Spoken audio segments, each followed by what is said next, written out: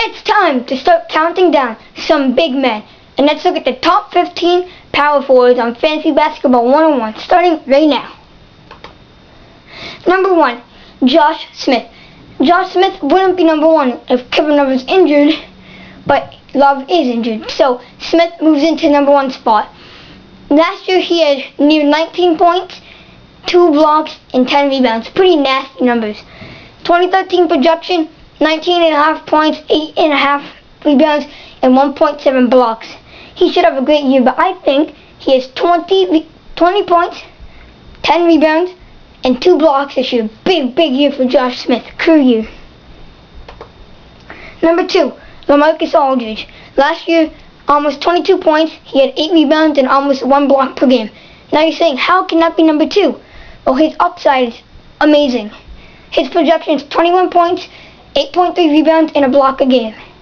But now that he has a very good point guard in Damian Lillard, and LaMarcus Aldridge will do a lot of pick and rolls, getting Aldridge some open shots, and I think Aldridge has 22 points, 9 rebounds this year. Big year for Aldridge.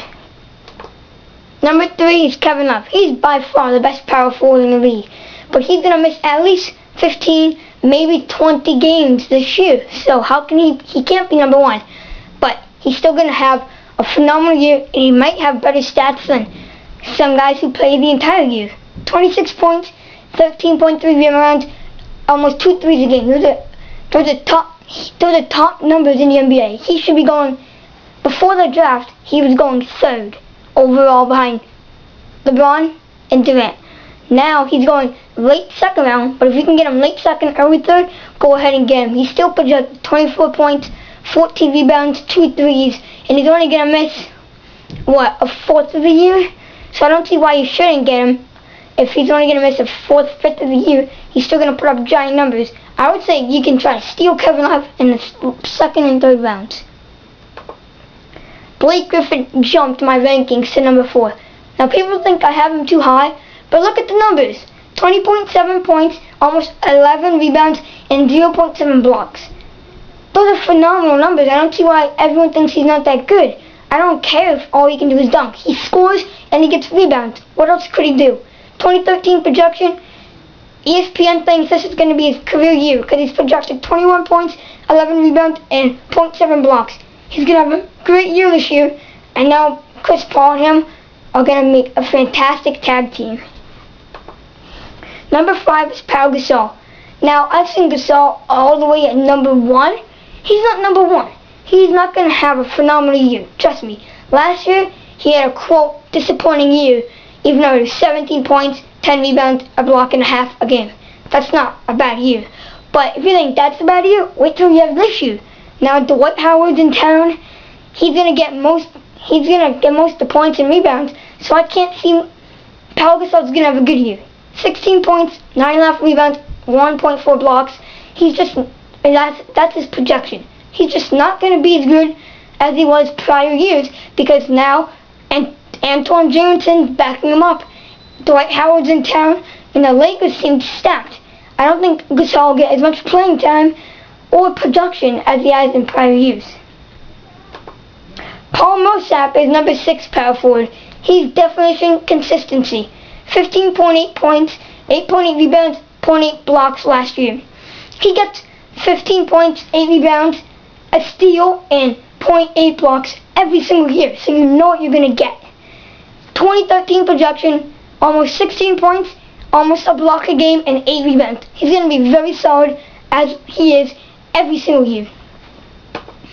Number 7, David Lee, another guy who jumped my rankings.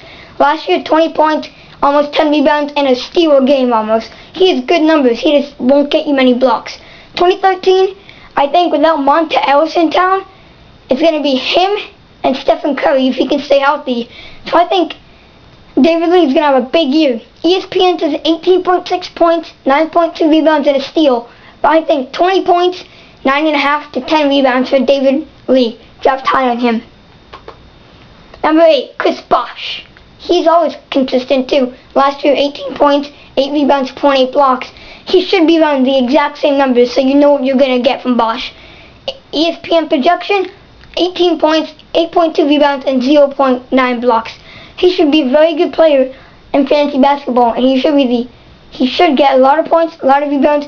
He's not going to get many blocks, but he'll get a decent number of blocks, and that's why he's 8th power forward. Number 9, Amari Stoudemire. He's going to have a giant comeback season.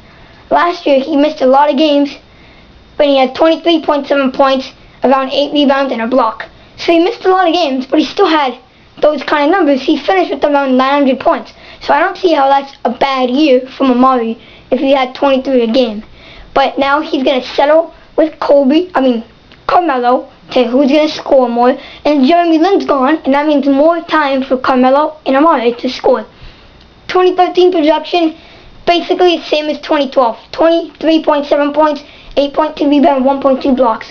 He's fallen to like the 5th or 4th round. He could be a great player to grab that late. I've seen him mostly 4th to 3rd round, but he's going to have a good year. Number 10, power forward Dirk Nowitzki, a guy who's not going to have that good of a year. 2012 season was his worst season in the last 9 years. He hit his least points, rebounds, threes, free throws, and field goal percentage that he has in his entire career. It was 21.6 points, 6.8 rebounds, 1.3 threes per game. His numbers should go down. I see him around 19 points, 7 rebounds, and a 3 a game. 2013 projection, 22.6 points, 7 rebounds, and 1.1 threes made per game, but his stats won't be that good, especially because he's missing the first 15 to 20 games of the season. So that's why I would not draft him this year. He's fallen to like the 4th round, 3rd round, but I think that's still too high. If you get him around the 4th, 5th, or even 6th round, why not take him? He won't last till the 6th round, I bet. But why would you get him in the 2nd or 3rd round? If he's already have decreasing numbers, he's getting older, and he's injured. Nothing's good about him this year. Here's a guy who has tons of upside, unlike Nowitzki. Anthony Davis, Mr. Unibrow. Rookie, he's projected Rookie of the Year. He was 1st overall pick by the Hornets. In 2013 projection, 11 points, 9 rebounds, 2.5 blocks, and a steal a game. That's great numbers. And actually, I see Davis getting up into 12.5, low 13 points a game. I can see 1,000 points, 600, 700 rebounds, and a ton of blocks. 2.5 blocks. He's going to test Serge Ibaka for the blocking title.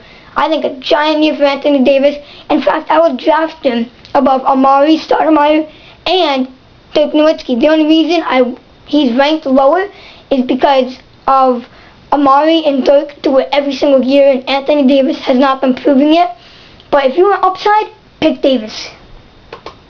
Another guy with giant upside, Ersan Ilyasova. Try to say that name 5 times fast. 2012 season, 13 points, almost 9 rebounds, and about a 1-3 per game.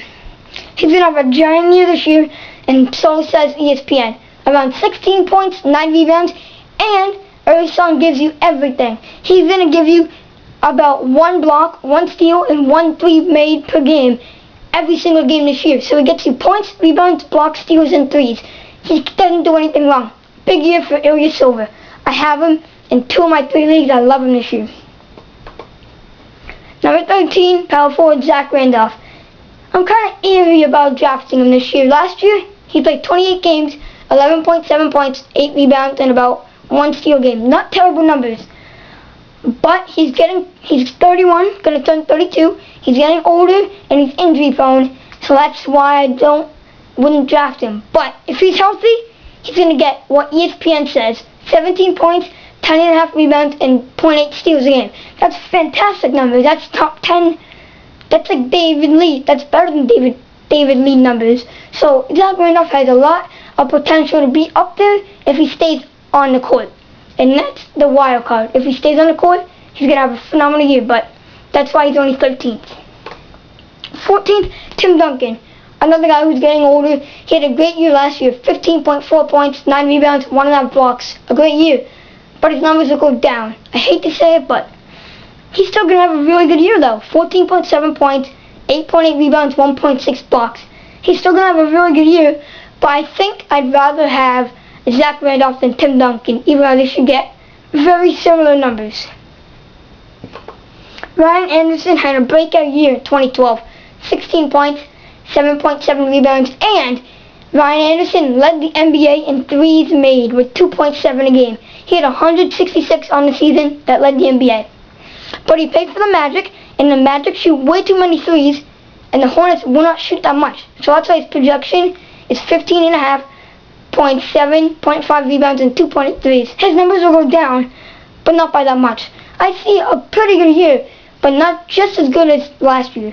He'll finish around, 15 points, 7 rebounds, 2.5 threes. He's going to be a solid fantasy guy, but unless your league does threes. A lot of leagues do threes, but that's the only reason he's valuable. It's for 3-pointers. Thanks for watching. Tune in soon to find the top 15 centers of next year.